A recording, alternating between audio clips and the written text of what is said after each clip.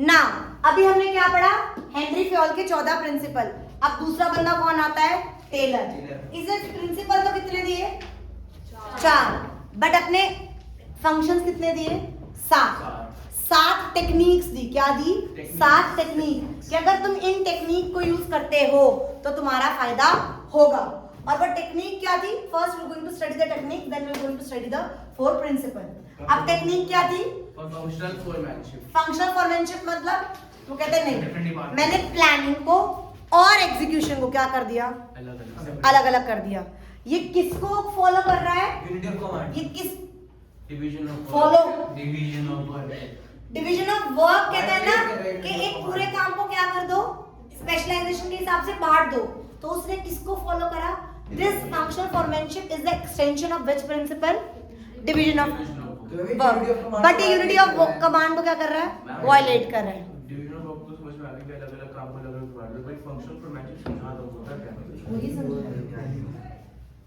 उसने कहा foremanship, foreman कौन होते हैं, आपने चैप्टर 1 में पढ़ा था।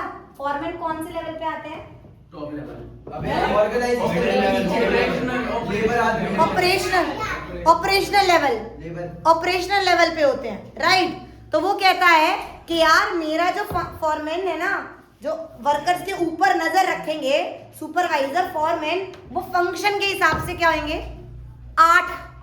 कितने होंगे, 8।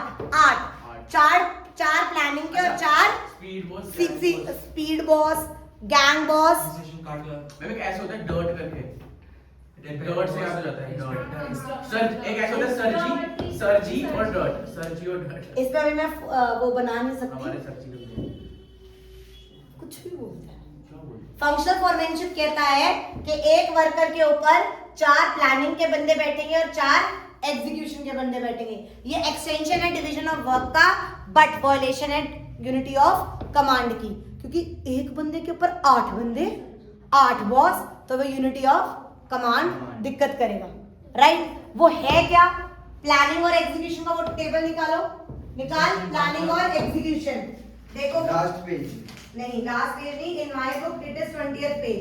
वो कहता है मेरा प्लानिंग इंचार्ज के हिसाब से instruction card clerk, root clerk, time and cost clerk and assistant, ये लोग क्या बताएंगे, इंस्ट्रक्शन वाला क्या करेगा, सिर्फ इंस्ट्रक्शन देगा, ड्राफ्ट करेगा कि ये चीजें क्या है तुम्हें फॉलो करनी है, क्या करनी है, फॉलो करनी है।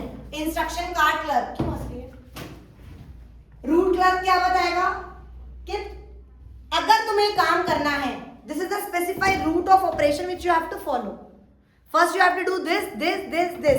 ये सारे प्लानिंग के हैं, चारों किसके हैं, प्लानिंग के हैं, समझ आया।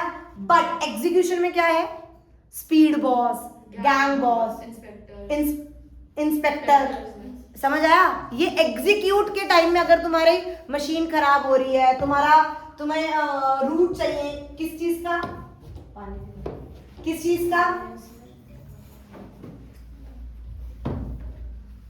हमें एक होता है प्रोडक्शन का और प्लानिंग का, और एक होता है एग्जीक्यूशन का। प्लानिंग मतलब प्रोडक्शन, जो प्रोड्यूस कर रहे हो उसके होते हैं इंस्ट्रक्शन कार्ड क्लर्क, ये सब। एक्सटेंशन हो गई, हमने डिवाइड कर दिया, right. What do you mean standardization and simplification of work, simplified और स्टैंडर्डाइज। जब कह दिया, अरे अभी तो मैं इस पे एग्जांपल दे देती, वहां पर जब हम डब्बे में बैठे, कि यही पानी यूज होगा इस बियर को बनाने में, अदरवाइज कोई भी पानी यूज ही नहीं होगा। स्टैंडर्डाइज था, स्टैंडर्डाइज है। अगर मैं बिस्किट बनाऊंगी तो मैं यही गेहूं यूज करूंगी, मैं यही चीनी डालूंगी। स्टैंडर्डाइज कर देना अपने प्रोसेस को, अपने रॉ मटेरियल्स को, अपनी चीजों को। सिंप्लीफाइड, मेरा ये सिंप्लीफाइड, मैंने कॉम्प्लिकेशन नहीं कर रखा, मैंने अपना प्रोसेस क्या कर रखा है, simplified. Standardization and simplification of work. अब जो ये 4 स्टडी है, method study, motion study, time study, fatigue study, ये चारों स्टडी मिलकर कौन सी स्टडी बनाते हैं, वर्क स्टडी। कौन सी स्टडी बनाते हैं, वर्क स्टडी। मेथड स्टडी का मतलब क्या होता है, एक ही मेथड होता है काम को करने के लिए, हमें ढूंढना पड़ेगा।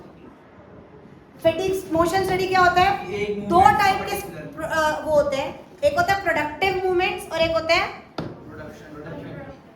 अनप्रोडक्टिव, जो जिनको डिलीट भी कर दो तो कोई फर्क, जबरदस्ती कर रहे हो, कोई मतलब ही नहीं है, क्यों प्रेस कर रहे हो, उसको मत करो ना, ऐसे ही रख दो, हो जाएगा। एक कुछ होते हैं प्रोडक्टिव स्टेप्स मूवमेंट्स और एक होते हैं अनप्रोडक्टिव। तो मोशन स्टडी कहता है अनप्रोडक्टिव मूवमेंट्स को क्या कर दो, रिमूव कर दो। समझ आया? To make the process motion. Example दिया था वो वाला, ट्रक लोड अनलोड हो रहा था, लोड हो रहा है, अगर ट्रक क्या हो रहा है, लोड हो रहा है, अगर क्या हो रहा है, लोड हो रहा है, तो दिक्कत कर, याद आया? मैंने कहा था ना 3rd फ्लोर से हो रहा है, तो उन्होंने एक स्लाइडर कर दिया था जो सीधा ट्रक के इस हिसाब से खड़ा करा गया। यहाँ विंडो है, 2nd फ्लोर से पहले माल नीचे आ रहा था और फिर ट्रक में वो हो रहा था, उन्होंने क्या करा, स्लाइडर लगा लिया, यहाँ से बॉक्सेस के बॉक्सेस स्लाइड करके उन्होंने क्या करा, आसान कर दिया था। अनप्रोडक्टिव मोशंस को डिलीट करके सिर्फ प्रोडक्टिव। टाइम स्टडी क्या कहता है? टाइम स्टडी में एग्जांपल दिया था मैंने, टाइम स्टडी और फैटिग स्टडी का सबसे बेस्ट एग्जांपल दिया था हिंदी मीडियम मूवी का। जो वो एक कंपनी में जाता है काम करने, तो कहते हैं प्लीज मुझे वॉशरूम जाने दो, कहता है 2 बार वॉशरूम जाना अलाउड था, अब नहीं लेगा, कह रहे इसका मतलब 3री बार आएगा तो नहीं करेगा। उसने कैलकुलेशन बता रखी थी कि एक टाइम एक उस पे जाने पर 6 मिनट लगते हैं, ऐसे होता है, ऐसे होता है। टाइम स्टडी याद है? बहुत जैसा होता है। हाँ, वो कहता है टाइम स्टडी है। समझ आया? एक बार पढ़ना। तो टाइम स्टडी समझ आया? मेरे को टाइम देखना है कि एक काम को करने में मुझे कितना वक्त लग रहा है। मैंने एग्जांपल दिया था बुटीक का कि एक बंदा, एक वर्कर, एक कारीगर, एक मास्टर जी एक दिन में 3 सूट बना रहे हैं, तो अगर मेरे पास 12 सूट्स का वो आया तो मुझे कितने दिन लगेंगे? 4। और अगर मुझे एक ही दिन में करना है तो मेरे को कितने कारीगर चाहिए? 4। तो टाइम स्टडी किसके लिए हेल्प होता है? To calculate the number of workers you needed.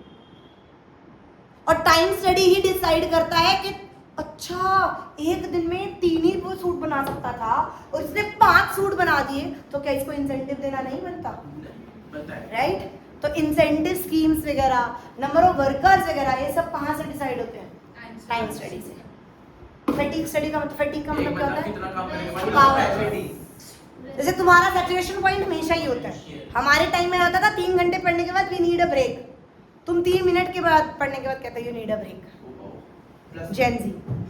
तो वो कहता है कि 2 चीज, फैटिग स्टडी 2 चीज बताती है, कितना इंटरवल करने के बाद तुम्हें ब्रेक चाहिए और कितनी देर का चाहिए, frequency of interval and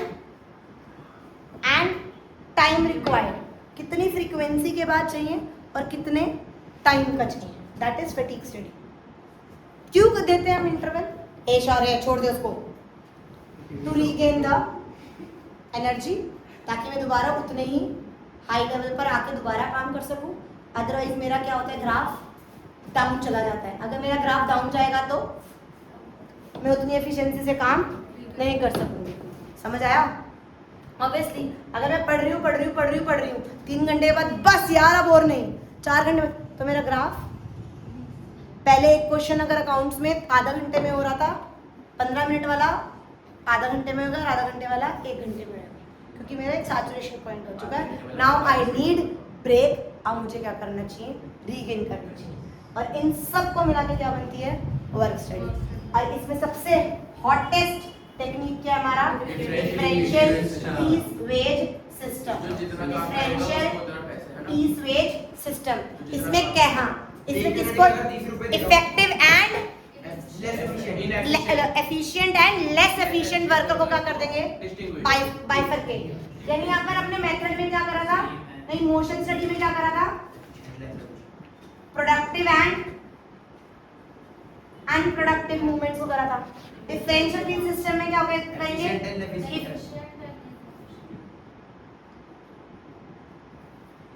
efficient and less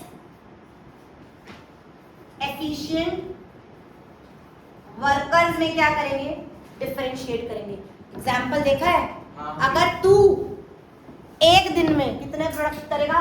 book निकालो, एज इट इज अगर एग्जाम्पल भी लिखोगे, छोड़ दे, अब वो नहीं होगा, छोड़ दे। उन्होंने कहा कि अगर तूने 100 प्रोडक्ट बनाए, अगर तूने 100 या 100 से ज्यादा बनाए, तो तुझे एक प्रोडक्ट का कितना रुपया मिलेगा? 4। से नीचे मिलाए तो कितना बनेगा 3। तो मान ले एक ए बंदे ने 80 बनाए तो उसे 3 रुपए मिलेंगे क्योंकि उसने 100 से नीचे बनाए। तो 8 3 जा शौर्य छोड़ दे 240 रुपीज। और एक बंदे ने सिर्फ अपने टारगेट से 10 ऊपर बनाए तो 440। 440। क्या ये 200 रुपए उसके लिए मोटिवेशन का काम नहीं करेगा? करेंगे। यार उसने, मैंने तो सिर्फ जितना मेरा टाइम स्टडी के अकॉर्डिंग मुझे बनाना चाहिए, एक दिन में एक बंदा 100 प्रोडक्ट बना लेगा तो उसे 100 की जगह से सिर्फ 10 ज्यादा करेगा। इसके हिसाब से जो 200 का डिफरेंस है वो ज्यादा नहीं है, मतलब अगर तभी वो तो मोटिवेट होएगा ना। 10-20 का हिसाब से का हम ऐसे ऐसे दान कर देते हैं, आजकल ऐसा एटीट्यूड आ जाता है, राइट? तो 90 भी कहेगा, उसने अपनी एफिशिएंसी से, अपनी उससे टाइम स्टडी के हिसाब से 10 यूनिट ज़्यादा करे और उसने 10 यूनिट कम करे और डिफरेंस इतना सारा आ गया, तभी तो वो मोटिवेट करेगा ना उसको। जैसे अगर वो रेगुलर बेसिस पे 12 प्रोडक्ट बनने लगे तो 10 की लिमिट 100 की 100 की तो 120 बनने लगे सपोज, तो फिर वो कंपनी को थोड़ा कोई लॉस नहीं होगा? नहीं, टाइम स्टडी होता है वो तो जब होता है मशीन चेंज करी तुमने वो करा तब ज़्यादा बन रहा था तो चेंज हो जाता है। ये सातों टेक्निक समझ आई? सातों टेक्निक समझ आई? पक्का? ना नेक्स्ट वन इज 4 प्रिंसिपल्स।